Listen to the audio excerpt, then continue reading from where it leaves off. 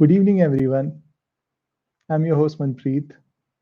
Welcome to the third season of IST Practicals by Internshala Trainings. IST Practicals is a series of free online masterclasses delivered by industry experts. These 45-minute sessions are all about teaching students important concepts, softwares, and tools. Every IST Practical is an opportunity to experience practical learning. This episode is about data structures and algorithms, and our presenter today is Mr. Anand Mahajan. After completing his schooling in Amritsar, Punjab, Anand moved to Delhi, where he did his graduation from Delhi University. And then, after working with an IT company, he decided to dive into the field of teaching. That's when teaching programming became his passion. He then established his own computer programming institute under the banner Mahajan Computers. After years of running his institute, the idea of creating online courses dawned upon him. Anand is an instructor with rich experience in training students in programming. His experience spans over 2 decades, where he has trained students in C, C++, Code, Java, Advanced Java, Python, etc. I hope you will enjoy this webinar with him. We have a very special gift for you at the end, so stay tuned for that. And without further ado, let's welcome Anand. Thank you, Manpreet. Thank you very much for introducing me. Hi, students. I'm so excited to present a webinar on a subject as important as data structures. So, before starting, may I ask you how many of you have heard about this subject, data structures, algorithms, etc.? Please respond by saying yes.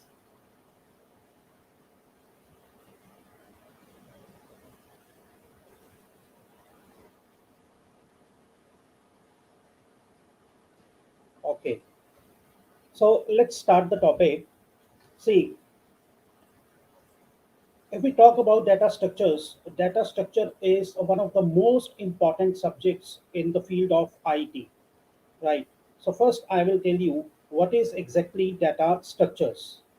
See, all of you people are familiar with the words like with the terms like variables, arrays, etc. So all these are data structures. Let me explain it in a lucid manner. A data structure is a specialized format for storing, processing, and retrieving data. So naturally, when you people write programs in a computer system, so you will be required to store your data, and that data will be stored by using a particular format, right? Like I told you that you are familiar with the words, with the entities like variables, strings, right, and arrays also. But stacks, queues, linked list, trees, and graphs. I think these are the terms which are alien to you. But during the course of data structures, all of you will become well equipped with the knowledge of these data structures also. So again, let me repeat that a data structure is a specialized format for storing, for processing, and for retrieving the data. Like we use variables, strings, arrays, stacks, queues, etc. Right. Now, let me tell you what are the different components of the subject data structures, right? So the different components are concepts. First, you will be clearing the concepts of various data structures like stacks, queues, arrays, and all these other entities. After that, you will be learning about algorithms. Now, let me tell you what is an algorithm. An algorithm is just a textual representation of flow of logic. I mean to say, when you are going to apply a logic in order to solve a programming problem, naturally, first you will write down that logic in a plain English structure. So this is called algorithm.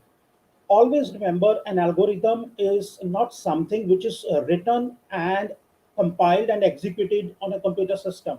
This is just a flow of logic written in plain English, right? Okay. The third important component of data structure as a subject is implementation using a programming language. Now, see, ultimately the things will boil down to writing the programs because we are going to do the coding. So algorithms are not going to solve the ultimate purpose of writing the programs. So once we have been explained the logic to solve a problem, naturally that algorithm will be converted into a computer program. So you will be implementing algorithms, you will be converting those algorithms in the programming language of your choice, right? So concepts, algorithms, and implementation. Implementation is very important, right? So, what is the importance of data structures? Naturally, the question that will crop up in your mind is why we should study data structures. I tell you one thing, this is one of the most important subjects in computer science. And most of the IT companies, they are looking for the employees, looking for the developers who are well versed in data structures. The first thing is the first importance of data structure is code optimization. As you know, you can solve any programming problem using different logics, using different methods. So code optimization means using a way to solve the programming problem that uses lesser amount of memory and lesser amount of time, right? Then better problem solving skills. Naturally, when you will learn how to write algorithms, you will be finding yourself in a better position to solve the programming problems, right? And and this is very important. I have talked about this in the previous slide also. Algorithms are independent of any programming language. You will never say that I have written this algorithm using C language, I have written this algorithm using C++ or Java. Algorithms are independent of any programming language. Once the algorithm has been explained, after that, that can be converted into a program written in any programming language, right? Okay, and this is very important, and this is naturally of your interest. You will get bright chances of getting placed in good companies. As I was telling you earlier, also in most of the IT companies, what happens is you they are looking for the people. They are looking for the people who are well versed in data structures, right? So let's have a quick quiz.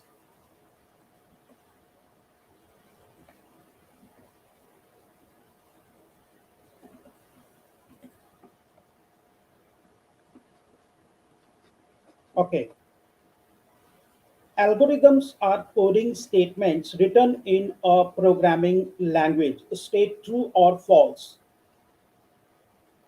Yes, I'm looking for your answer.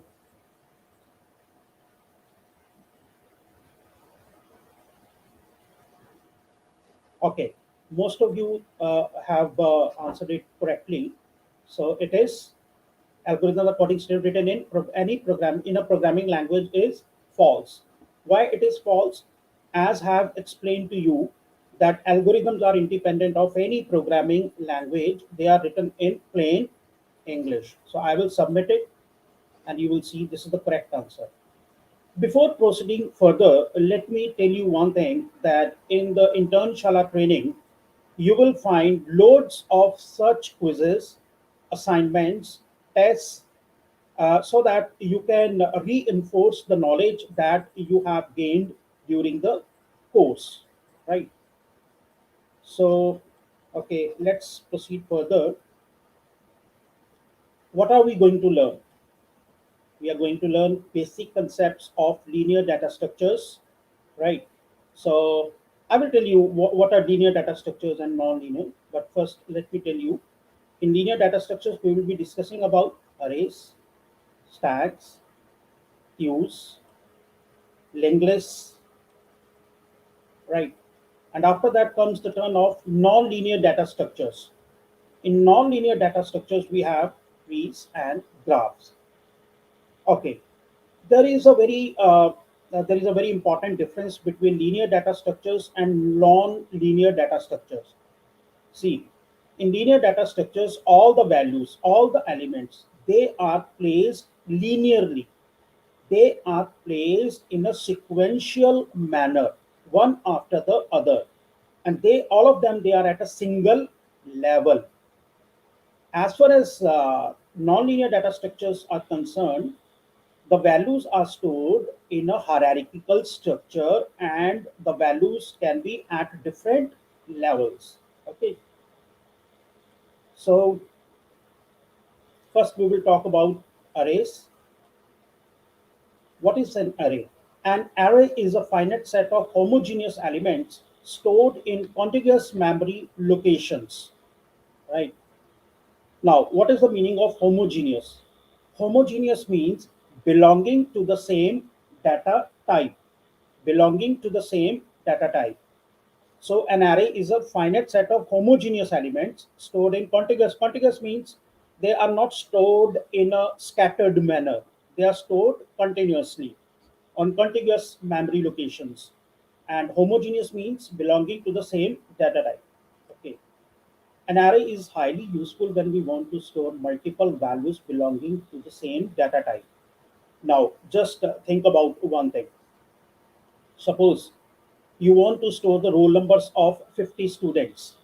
If you are not well aware about the arrays, what will happen is, in that case, you will be declaring as many as 50 separately named variables, and you yourself can judge how awful is going to be that. How we will be writing the programs having so many variables, 50 variables, 60 variables, 100, 200, 1000 variables. So in such cases, arrays they come to our rescue. So we will be having an array. For example, see, suppose I want to store the social security numbers of 9 citizens, right? SSN is the name of the array, right? So here you can see 101 is the social security number of the first citizen. So I am storing it under the element SSN 0. Within square brackets, I have written 0. 0 happens to be the subscript. It is also called index. SSN is the array name. And as you can see, all in all these elements, the name is same, SSN, SSN. Then you will ask how they are going to be distinguished.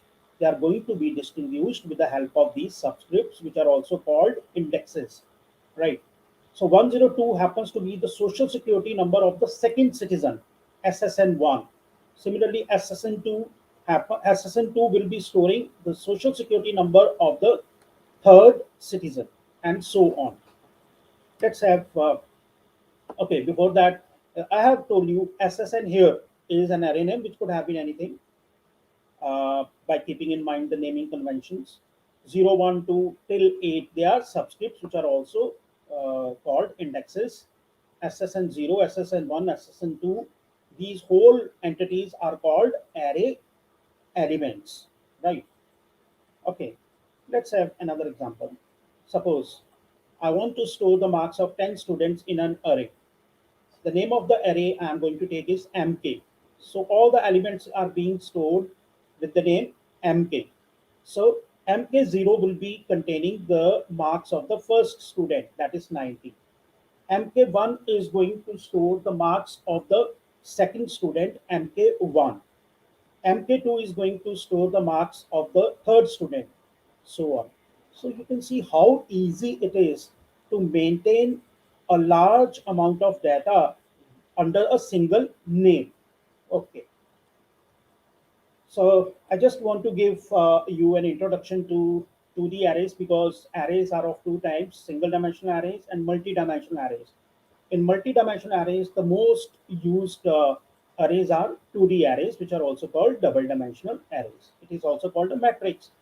A double dimensional array is a collection of rows, as you can see in this example: 1000, 2000, 3500. Then in the next row is 2200 and 7000. 2D arrays, they are very important. They come in handy when we want to store multiple values for different entities. For example, say, suppose I want to store, suppose I want to store the sales amount of 5 salespersons in 3 months each. This is the first row. This is the second row, third row, fourth and fifth row. This is 1000, 2000, 3500. Now see carefully. 1000 pertains to the sales amount of the first salesperson in the first month. I have written the name here. Actual value is 1000 only. Here I have just given the reference SMT00 means this is the value, 1000 is the value of the first row, first column. 2000 is going to be the value of the second row, of the first row, sorry, first row, second column. 2000 is actually the sales amount of the first salesperson in the second month. What is 3500? 3500 is the value which is at row number 1 and column number 3. It pertains to the value, it pertains to the sales amount of the first salesperson in the third month. Now we move to the next row, 2200. What is 2200? 2200 happens to be the value of the second row, first column. It is the sales amount of the second salesperson in which month? One first month. So you can see our subscripts, they start from zero. That was true in case of single dimensional arrays also. And you can see in double dimensional arrows, we people use two subscripts. First subscript pertains to the row number, second pertains to the column number, right? So can you tell me SMT42? SMT42 is the sales amount of which salesperson? Yes, it is the sales amount of the fifth sale, because this is the fifth row, fifth salesperson in the third month. So 4 here pertains to the fifth salesperson. Why? Because our subscript starts from 0, right? Now, before proceeding further, uh, I would like to present two implementation programs, one related with single dimension array and another pertaining to the double dimensional array. Okay, so see, in this webinar, it is not feasible that I would be showing you the implementation programs for all stats, views, and all that. Just to give you an idea what is an implementation, I am going to give just two simple programs related with single dimension and double dimension arrays. And in the due course, you will find all these implementation programs related with stats, view, link list also. So I will be explaining it because I will explain somewhat fast, because all of you are having some familiarity with C language. So we have included the header files stdio and konya.h. Then this is our function main, right? I'm using the IDE integrated development environment. This dev C++. You can use any IDE. Here I have declared array. 10 is the size of this array. And what is the name of the array? It is marks. I happens to be the counter variable that I will be using in my loop. So here for I is equal to 0, I is less than 10 plus plus I, you might have guessed that this is going to be what? This is going to be your loop. Value of I will be initialized with 0. Condition would be tested, and condition is true, it will come down, and we will be scanning. All of you know scanf means reading the value, inputting the value. So we will be reading the value of the first element, ampersand marks 0. All of you know that in C, when we read a value, the value should be, the variable or array element should be preceded with the ampersand symbol. So we will be reading, the user will be reading the value of the first element, that is marked 0. After that, the control will go to plus plus I. Plus plus I, as you know, plus plus is a unary increment operator. It will increment the value of I by 1. Condition will be tested. Condition is true. It will come down to the following statement. Scanf. Now, what is going to be scanned? Marks 1. Marks 1 means first element or second element? Second element, because subscript starts from 0. Right. So this loop will go on like this. Ultimate, lastly, the value marks 9 will be inputted. Right. So after that, I have done nothing. Once I am finished with the reading the values into this array, I am displaying the values using simple printf. Right. So this loop is has been used to display the values of these array elements. So let me execute this program. I'm using dev C++ and dev C++. We are supposed to press F11 in order to compile and execute the program with one single group. F11. Okay. So it is asking for the first element value marks 0. I'm going to give 12, marks 1, 23. This is the value of the second element, third element, fourth element, fifth element, sixth, seventh, And yeah, this is the output. This is the output of the second for loop, right? So this is how we have implemented this simple program of single dimensional array. Now I am going to show you this second program, which is related with the double dimensional array. Uh, just have a quick look. Uh, ij variable that because we are going to use nested loops. We have to use nested loops because we are going to use a matrix 2D array, double dimensional array. So this is the declaration of your 2D array. Sales is the name of the 2D array. 3 is the row size, and this 3 is the column size. It's a kind of square matrix. Rows and columns are equal. And this is the outer loop which will be used for rows. So I is equal to 0, I is less than 3, it will go further to the next loop, which happens to be the inner loop. J is equal to 0, j is less than 3, condition is true. And it will come down to this scanf statement. Now, what is going to be read by the user? What is going to be inputted by the user? Sales 0, 0, because right now the value of I and j both is 0.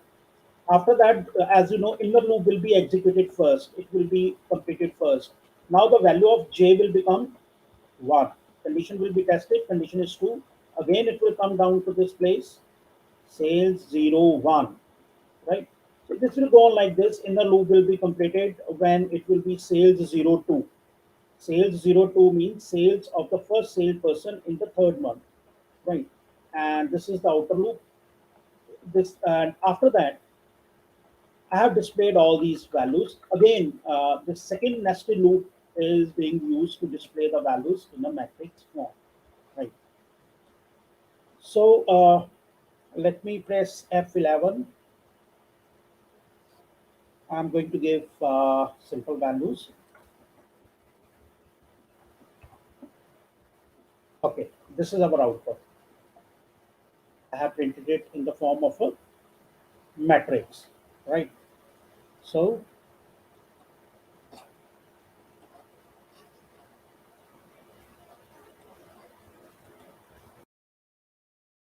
now I will be talking about stacks, right? Stacks is also one of the important topics in data structures. They are used very widely. There are many applications of stacks. Uh, a stack is basically a data structure that follows the principle of LIFO. LIFO is an acronym that stands for last in, first out. It means stack is a kind of data structure in which the element that will be inserted in the last will be removed first, right?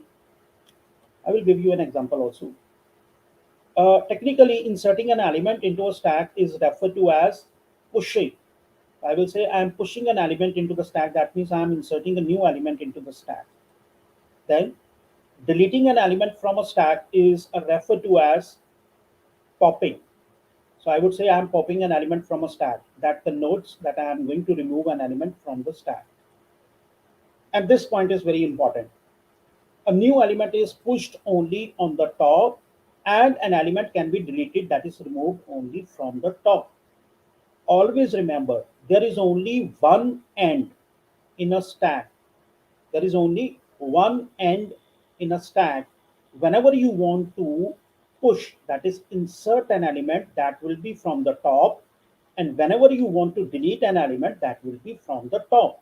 You cannot insert a new element in the middle of a stack, neither you can delete an element from the middle of the stack. It has to be, the operations have to be conducted only from the top.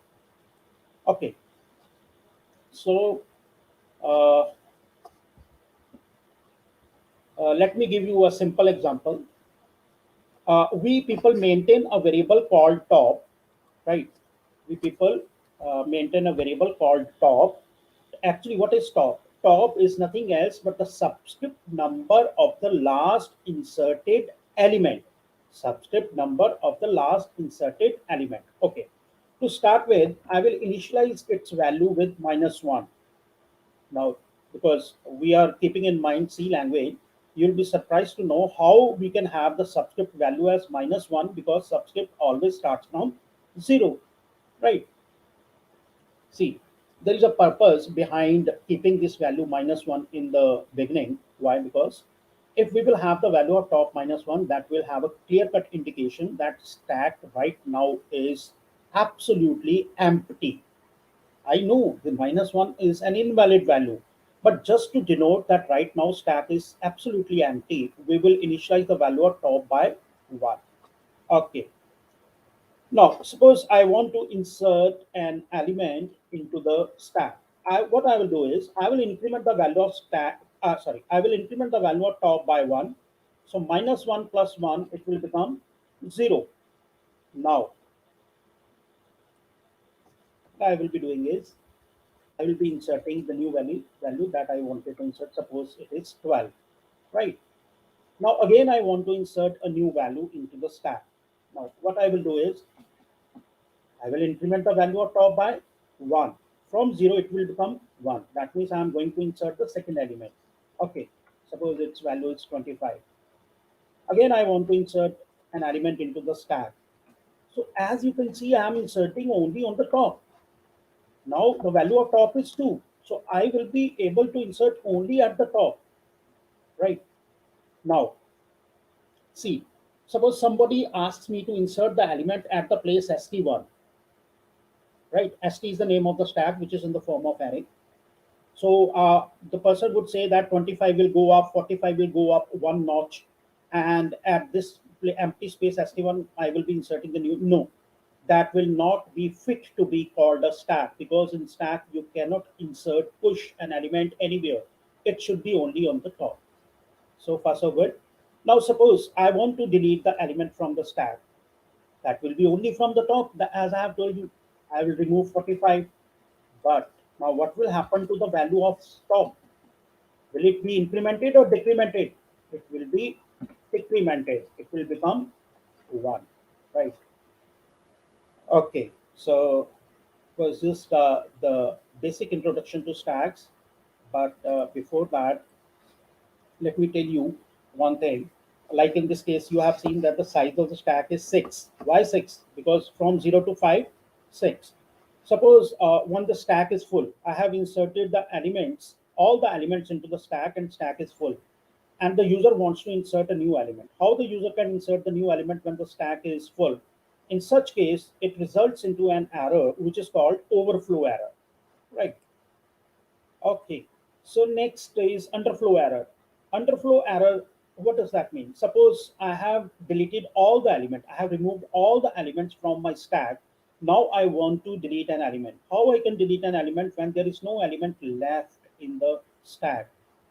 At such a time, you will say this is underflow error, right? This is underflow error. Interesting. Okay. So let's have a quiz. Okay. So, next. Okay, tell me, what is the basic principle of a stack? Yes, hurry up.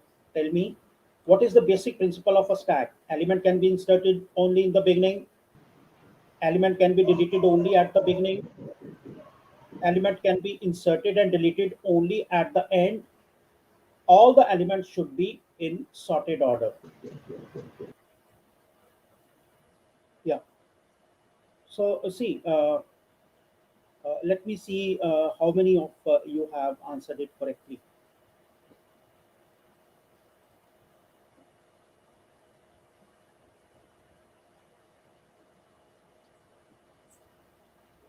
Yeah, many of you have given the wrong answer. One person is saying A and B. No, this is not true. I have already told you that elements can be inserted and deleted only at the end. End means the top of the stack. So this is the right answer. This is the right answer, right? So I will submit it.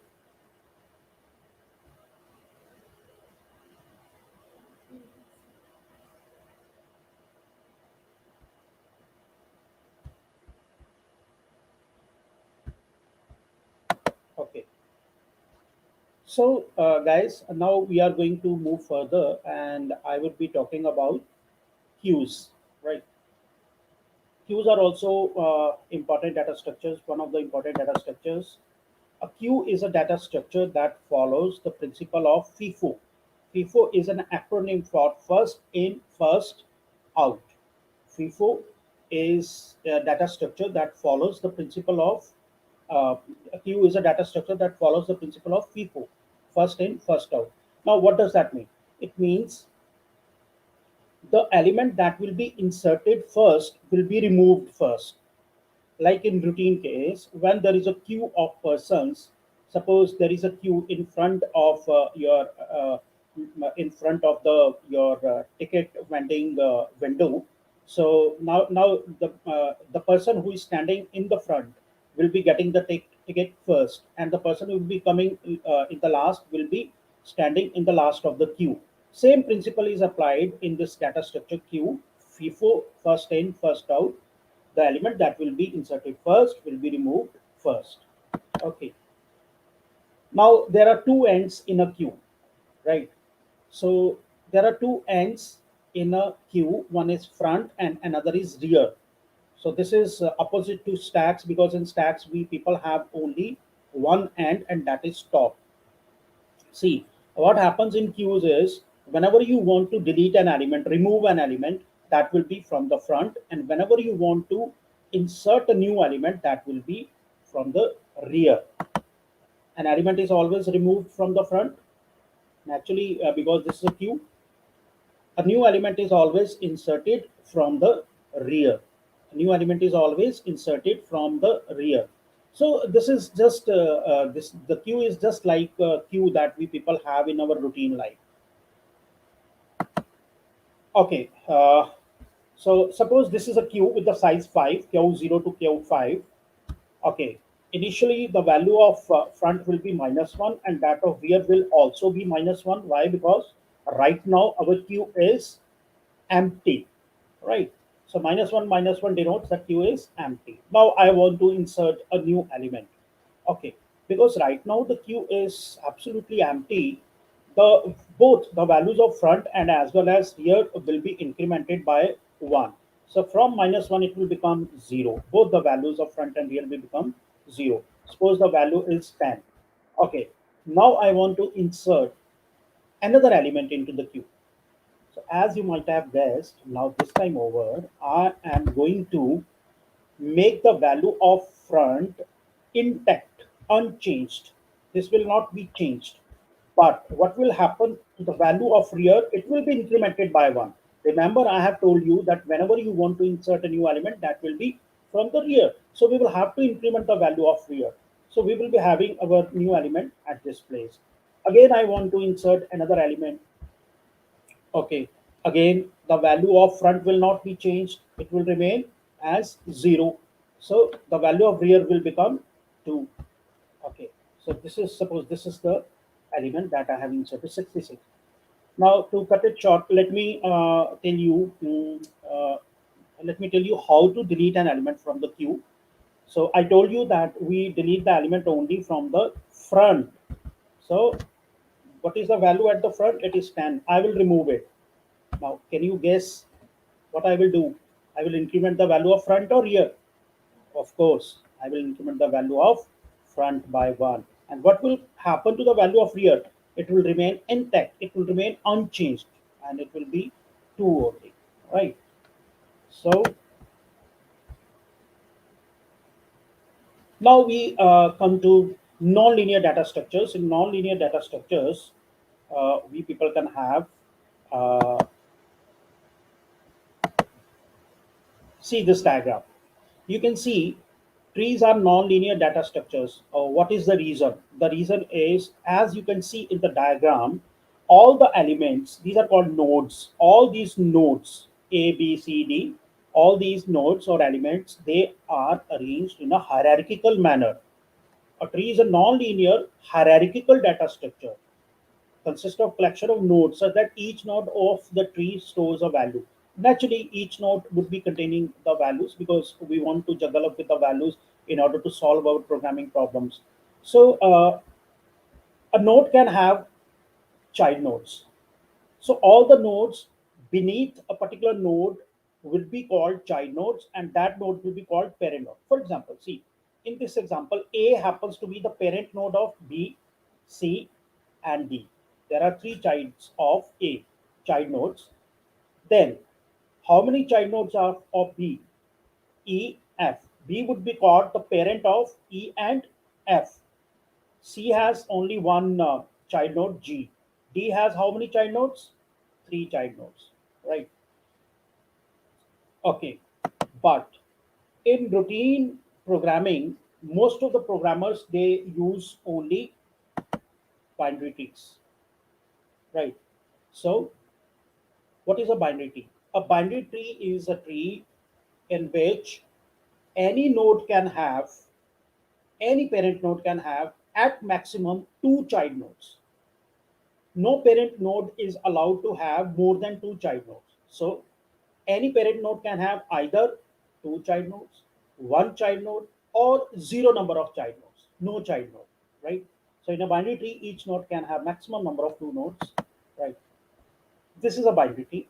You can see A happens to be the super parent. I'm calling it super parent. See, a very interesting point about trees is it is just like the inverted tree. In routine life, the root is at the bottom, but in data structures, the root is at the top, right? So this is the root of the binary tree, B and C. It has only two child nodes. Yes, it cannot have more than two child nodes because it is a binary tree. B has two child nodes, D and E. C has two child nodes, F and G. G has two child nodes. Oh, sorry. G has only one child node, H. So as you can see, this is a pure binary tree because in this binary tree, we don't have any parent node which is having more than two child nodes, right? Before proceeding further, let me tell you a very important aspect. This is a very interesting term, and that is terminal nodes. What is a terminal node? See here, D, E, F, G, H. All of these nodes they do not have any child nodes, right?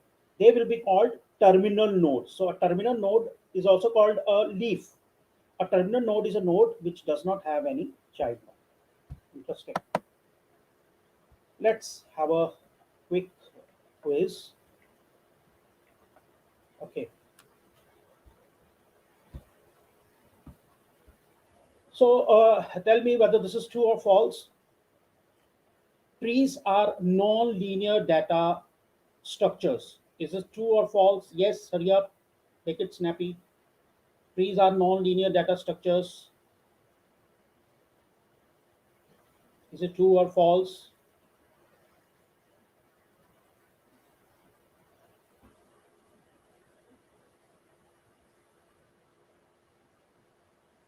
Yeah, excellent. Most of the students they are answering correctly.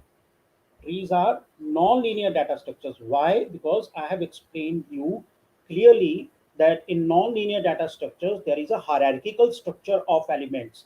As you have seen, a tree is of hierarchical structure. Elements are at different levels. Okay, so okay, so I'm going to give you. Uh, a brief overview of graphs also. Graphs are also non-linear data structures. There are two types of graphs. One is directed graphs, another is undirected graphs. Directed graphs can also be alternatively called digraph, right? Okay, see this undirected graph.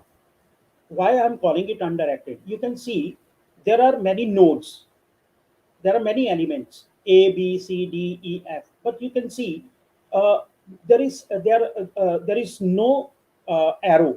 That means no path is being shown from one node to another. Where the path is going from A to B or B to A, from B to C or C to B, that has not been specified. Hence, this is fit to be called undirected graph. Now, this is you might have guessed this is a directed graph. You can see these there are lines with arrow symbols. So arrow is pointing to the direction where the path is going. For example, see In this example, the path is moving from A to B or B to A. Yes, A to B, right? This can be, this is clearly visible because the arrow is pointing from A to B. There is a path from B to C or C to B. C to B, because the arrow is pointing from C to B. So what we should call it, digraph or directed graph. So all these A, B, C, D, E, they can be called nodes or they can be called vertices. In singular, we say vertex, or in plural, you can say vertices. A, B, C, D, all these are nodes. They contain values and some other information also. Okay, so there is a term called edges. Edges is nothing else but this is a named path. So, for example, see, there is an edge from A to B. So here I have written AB. I won't say BA because there is no path from BA. The path is from AB. And you can easily understand why I have written this BE. You can see B, the path is from B to E. Hence, this is true. So you can check out all other edges also. So edge means when we show the path from the source towards the destination, right? So let's have a quick quiz. Okay. Uh, Undirected graphs have edges. Tell me whether this statement is true or false. Undirected graphs have edges. Yes, hurry up.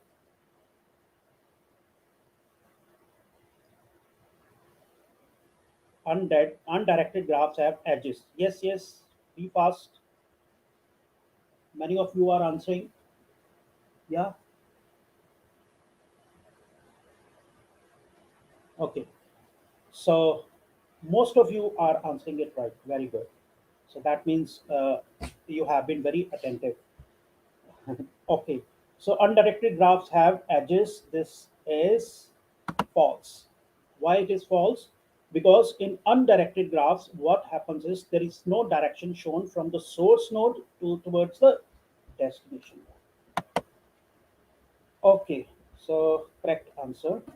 Mm, let's move to the next slide. Students, let me explain. Uh, After graphs, I am going to discuss linked list, right? But let me tell you that linked list is not a non-linear data structure; it's a linear data structure. It is very interesting. That is why I decided that I would be discussing it in the later part of the webinar.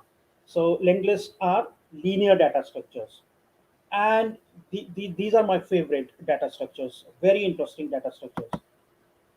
Linear linked lists. There are three. First, linked lists are linear data structures. There are basically three types of linear linked lists, of linked lists: linear linked lists, circular linked lists, and finally doubly linked lists. You'll find these linked lists, this topic of these linked very interesting. Now, let me first explain linear linked list. This is a linear linked list. Now, see. First, let me tell you all these. All these painted red, these are the nodes. This is the node with the value 100. This is the node with the value 200, 300, 400, 500, right? This is a linear linked list where the five nodes. Okay, node is nothing else but it is a collection of values. Okay, so see, in this case, see, each all the nodes, they are having the same type of format. Each node is having two values, data and link, data and link, data and link, right? So these are just the members. Many of you might have studied structures in C language. So it is just like a structure. So what is the data of the first node? 100. What is link? In a linear linked list, the link of each node contains the address of the next node, very next node. So this is the first node with the value 100, and this link is containing address of which node? Second node with the value 200. Right, now come to the second node. Data part of your second node, it happens to have this 200 value. And what is this link of second node? This link is all these links are pointer variables. So this link of the second node is containing address of the third node. This is the third node with the value 300. Link of the third node is containing the address of the fourth node with the value 400. Whatever values are just these are just arbitrary values. And similarly, link of the fourth node is containing address of the last node that happens to be the fifth node. Students, two very important and very interesting points.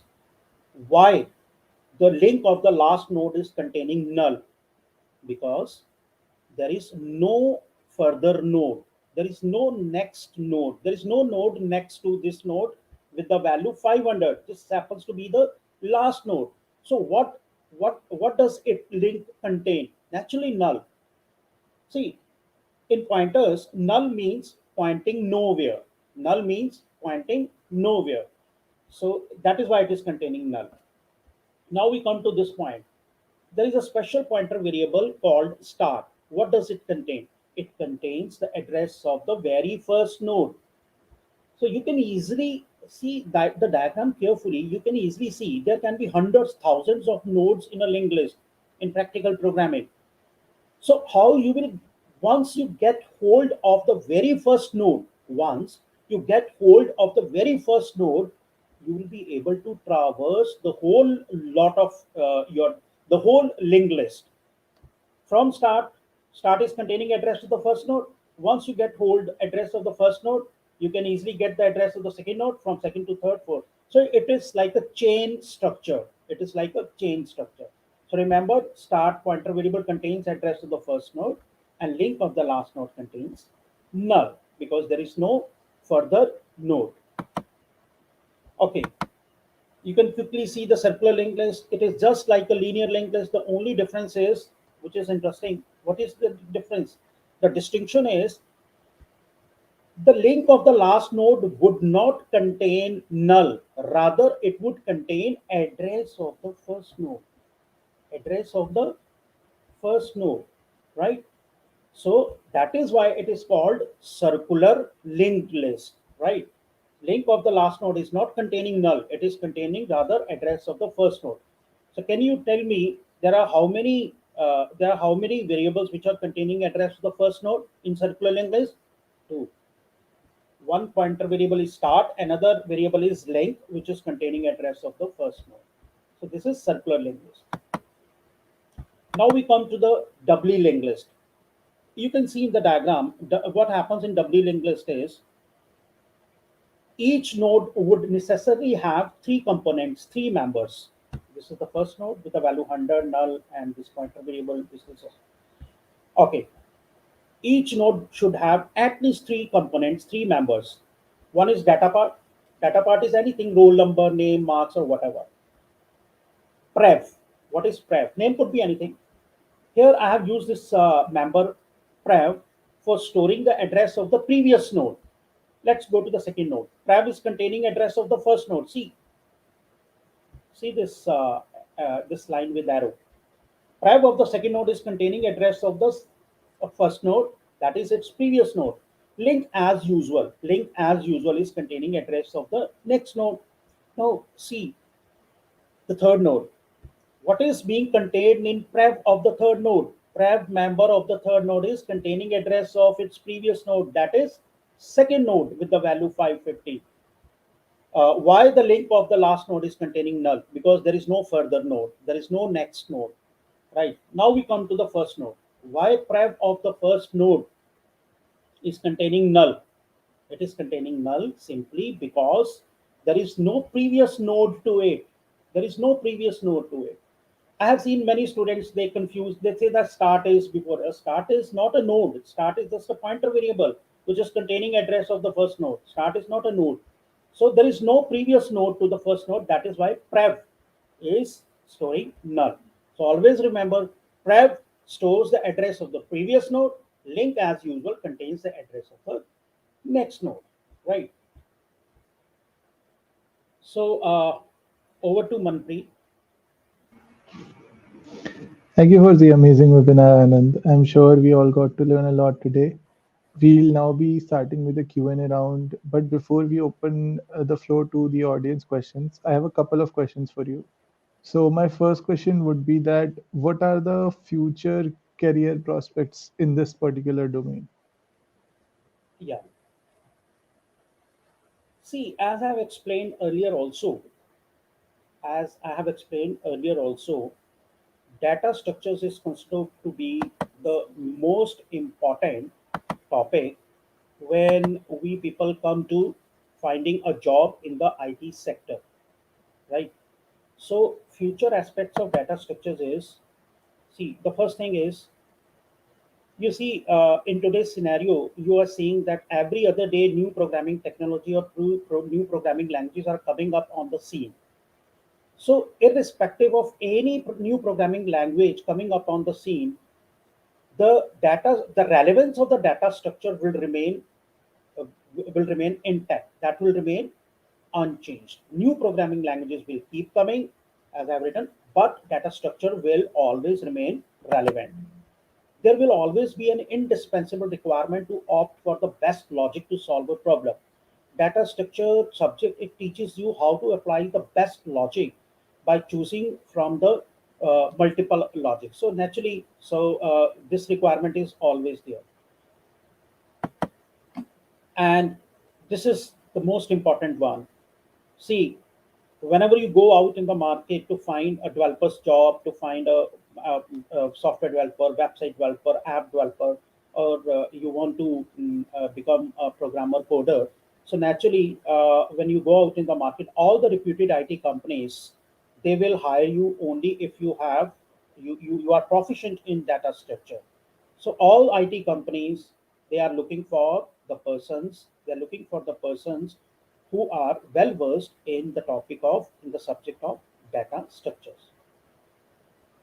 All Manpreet. right. Yeah, that definitely answers my question. And I would also like to know that, as somebody who is like, this is like a very, I mean, the future is really great. So I would definitely want to, learn more about data structures and algorithms apart from this webinar that we had. So what can I learn and where can I go and what's the right path for me? See, on Internshala platform, I have created an amazing course, and that course covers almost all the important topics of data structures. Like I was telling you today, we were short of time. I couldn't cover the topics of linked list, trees, and graphs in detail, and I couldn't show the implementation programs. But one thing is for sure, when the students will opt for this course, which is available on the Internshala platform, they will find all the important stuff, implementation programs, they will be finding algorithms and all that. So that should be the, and apart from this, I would suggest the students, because it is very important topic, because see, all of us are doing BTech, BCA, MCA, or whatever we people are pursuing. Our ultimate goal is to find a good job in the IT sector. So in no circumstances we should ignore this topic of data structure. You should keep looking on the internet also. You will find other resources also, like, and you can go to the sites like CodeChef and others, where you can find questions, assignments related with data structure, but only after completing your course. Yep, Manpreet. that's right. And for all the keen learners here today, Internshala Trainings is offering a very special 10% additional discount on our data structures and algorithms training that is curated by Mr. Anand Mahajan himself. So you can go on, visit the link that is in the YouTube videos description on our channel and use the code practicals10 to avail this discount right now.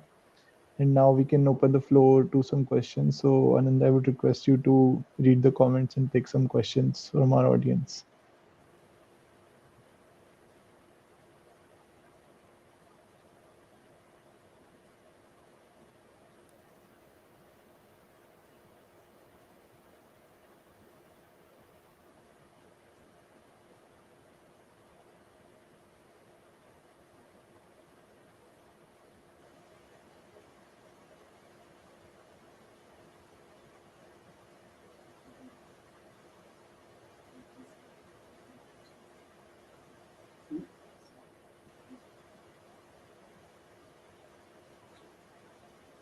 I have found one question related with the stack algorithm. Sorry, I forgot the name. So you can find all the algorithms in my course. all the algorithms related with linked list trees, graphs, related with linked list, stacks, queues, arrays. Yeah, Prachi is asking, is data structure available in C? Yes, this course covers data structure, concepts, algorithms, and implementation in C. We have not only covered implementation in C, but we have we will take you. You will be taken to a tour of C also. All the relevant topics like pointers will be discussed in detail.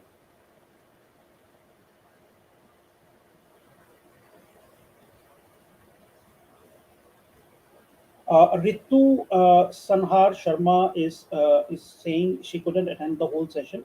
Ritu, after this session, after this webinar, you will be finding the whole video on YouTube.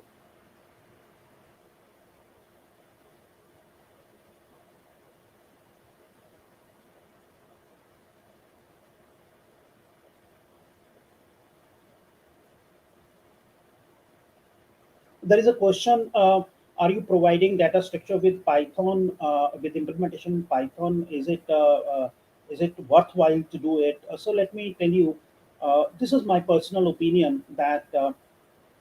Once you are proficient in C, there is no looking back. I always, whenever someone asks me which language he or she should go for first, I would always prefer C because in C, once you are proficient in C, there is no looking back. C teaches you everything about programming. So,